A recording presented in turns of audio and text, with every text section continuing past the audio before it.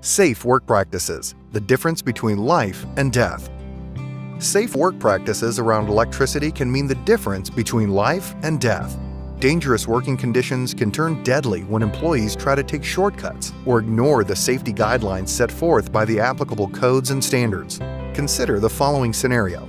A foreman, who was an employee of an electrical contracting company, was called in to install circuit breakers in the main distribution panel at a commercial construction site. Electrical power from the local power company was connected to the commercial building's main distribution panel via feeder lines. The foreman decided to install the circuit breakers without shutting down the power, as this would require a 2 to 3 days advance notice to the electrical utility. Moreover, the incoming tenants in the office building did not want to shut down their computer servers. The foreman regarded installing the circuit breakers to be a relatively simple process that could be accomplished safely by relying on personal protective equipment only. Two other foremen who were not wearing any personal protective equipment stood about 10 feet from the distribution panel that is outside the arc flash boundary for that piece of equipment. The victim reportedly wore leather gloves over rubber insulating gloves, arc flash headgear with a face shield, and an arc flash jacket. The foreman uneventfully installed the first circuit breaker.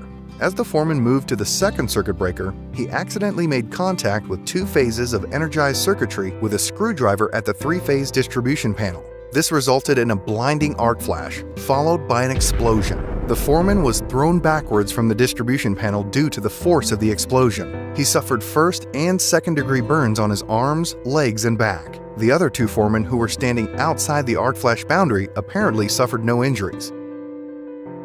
OSHA investigation into the incident concluded that the arc flash and subsequent injury could have been prevented by adhering to basic electrical safety principles. First and most importantly, the main distribution panel should have been placed in an electrically safe condition prior to the installation of circuit breakers. The apparent justifications for failing to de-energize electrical equipment in this incident, which focused solely on the inconvenience of shutting power off, does not meet the necessary conditions for working on or near energized electrical components under the NFPA 70E.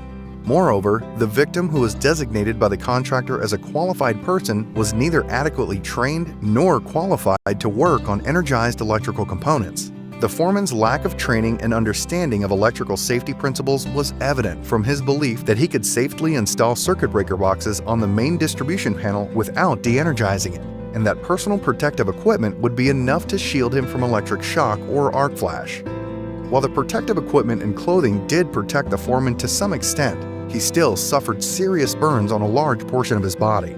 According to the hierarchy of controls, personal protective equipment must not be used as a first line of defense against electrical hazards. Instead, de-energization of energy sources is the preferred approach, and personal protective equipment may be used as a last resort or may serve to provide additional protection. It is important to note that the 2 other foremen who adhered to the electrical safety-related work practices and maintained an adequate distance from the distribution panel came out unscathed from the incident.